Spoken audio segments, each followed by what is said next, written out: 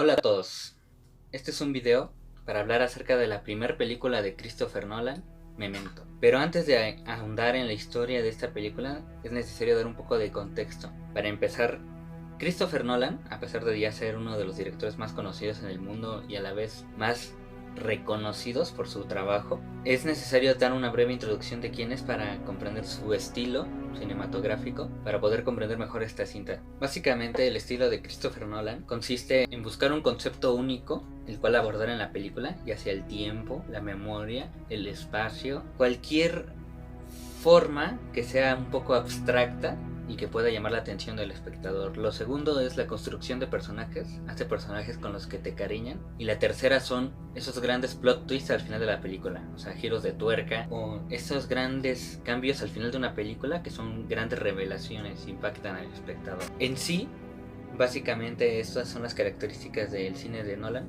Y esta, como su primer película, bueno, como tal no es la primera película, pero sí es de las primeras y tal vez es la que lo llevó a la fama. Y esta película nos cuenta la historia de un hombre llamado Leonard Shelby, el cual alguna vez fue una especie de investigador de seguros, es decir, que se cercioraban cuando se cobraba un seguro que realmente no era una estafa para cobrarse el dinero. Pero actualmente en la película, o lo que nos plantea la película, es la historia de un hombre que tuvo un accidente que le provocó un problema de memoria a corto plazo, lo que significa que él recuerda básicamente toda su vida hasta el momento del accidente, pero a partir de ese momento él es incapaz de mantener su memoria. No recuerdo exactamente el lapso de tiempo, pero no es mucho, que serán unos como 15 minutos más o menos. Él no puede sostener recuerdos por más de 15 minutos. Y resulta que la persona que le causó esto no solamente le jodió, ¿no?, la memoria, sino que básicamente violó y mató a su esposa. Entonces, el personaje principal de esta película, llamado Leonard, su objetivo es efectuar su venganza y encontrarlo, pero debido a su problema, él diseña todo un sistema para fabricar sus recuerdos y al mismo tiempo seguir su investigación pese a que cada 15 minutos pierda la memoria. La manera en que lo hace es a través de estas fotografías instantáneas antiguas, de notas y tatuajes en su cuerpo. Todo eso sirve como una especie de mapa o una ruta que lo va guiando lentamente de pista en pista hasta su objetivo. Ahora, lo interesante de esta película, además de la historia, es el hecho de que está narrada o contada del final hacia atrás, pero no como en muchas películas. Es decir, en la mayoría de las películas, cuando hacen este tipo de cosas, te muestran básicamente la escena del final, luego probablemente el desarrollo de la película y a veces, en casos muy raros, el inicio, como en 3 partes, por así decirlo. Pero más que nada son flash forwards o flashbacks, es decir, son pequeñas cápsulas. Como tal, no es la narrativa realmente en reversa. Y esta película realmente, créanme, va del final hacia atrás de manera muy meticulosa. Entonces, lo interesante es que al ver esta película hay 2 formas de verla. Básicamente está la narrativa principal, que es de el final hacia atrás, y la forma cronológica. Yo voy a tratar de hacerlo de cómo está contada la película, es decir, voy a tratar de hacerlos desde el final hacia atrás, pero sin complicarme tanto como en la película. Básicamente la historia, que ya expliqué, nos va mostrando cómo Leonard va siguiendo estas pistas y tiene siempre como sospechoso a un hombre llamado John G.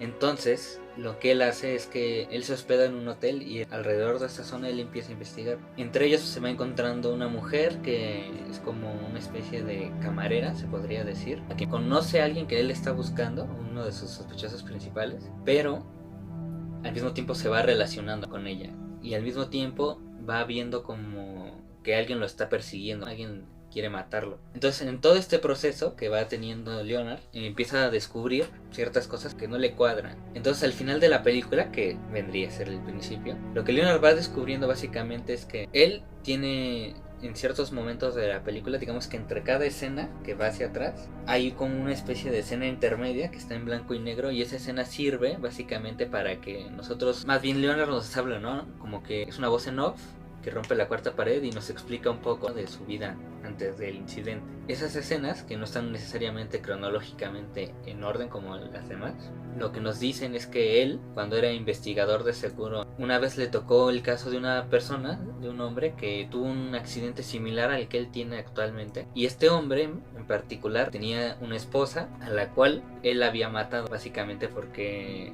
su esposa necesitaba unas inyecciones de insulina porque era diabética. Entonces este hombre, como se le olvidaba, su esposa tenía la leve esperanza de que por más que no pudiera recordar, igual cada cierto tiempo ella creía, ¿no?, que podía hacerlo. Entonces una vez le puso una prueba. Lo que él hizo es que debido a su problema le dio varias veces la dosis que tenía que hacer y se murió. Entonces además del dinero que estaba investigando la empresa, se creía, ¿no?, que le había matado a su esposa por esa razón. Y en su momento Leonard lo desacreditó cuando él trabajaba en eso. Pero después de pasar por la misma situación y comprender el proceso de la enfermedad, él empieza a notar que hay muchas cosas, no solo con ese caso, sino que en general cuando él está investigando a Yonji, que no cuadran. Y una de estas cosas es que su compañero, al cual le llama Teddy, que es como un policía, siempre lo ayuda y esto, pero hay algo en Leonard, incluyendo en una de sus notas, que le dice que no confíe, ¿no?, en este tal Teddy. Entonces cuando por fin llevan a cabo, digamos, una trampa y atrapan a Yonji y lo asesinan, Leonard se da cuenta de que algo no está bien con esa situación. Entonces habla directamente con Teddy y le empieza a explicar que no puede descansar hasta atrapar al verdadero Yonji. Y el otro güey le dice, ¿tú cómo vas a saber cuándo va a ser el verdadero? Y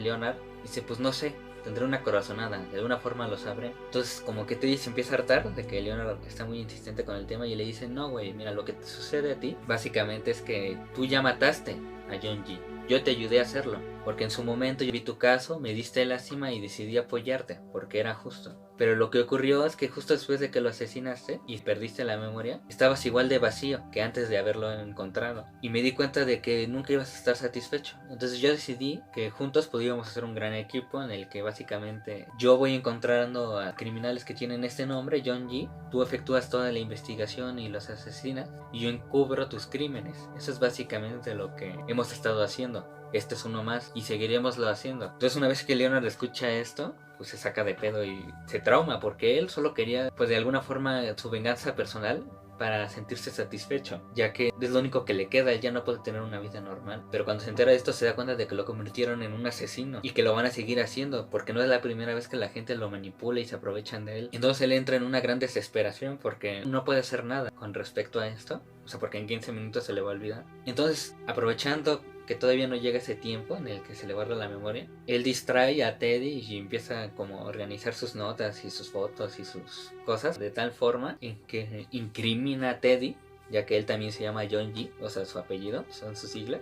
Entonces, una vez que lo logra incriminar, el final de la película lo que nos da a entender, o lo que ocurre al final, es que Leonard mata a Teddy. Eso es lo que ocurre al final, porque él cree que es Yonji. Básicamente, el final cronológico de la historia es: Leonard tiene esta tragedia, hace su investigación, descubre quién es, mata al verdadero, mata a muchos que aparentemente lo hicieron creer que era el asesino de su esposa, y al final asesina a Teddy. Esa es la cronología, pero el final revelador que nos da esta película, o sea, cuando lo ves del final hacia atrás, la primera escena lo que nos muestra es que Leonard, cuando le dicen eso de que en realidad lo han estado manipulando, él se da cuenta de que no es lo único falso que él tenía en su memoria, sino que se percata que aquel con el que él se compara constantemente, el que tenía la misma problemática, creo que se llamaba Sammy, él decía, no, es que el caso de él y su esposa. Entonces él se acordó de que en realidad él no tenía esposa, o bueno, le dijeron básicamente que él no tenía esposa. Entonces él empezó a asociar que todo eso que él veía de los recuerdos de aquella persona que trató y investigó, en realidad son sus recuerdos. ¿Qué significa esto? Que él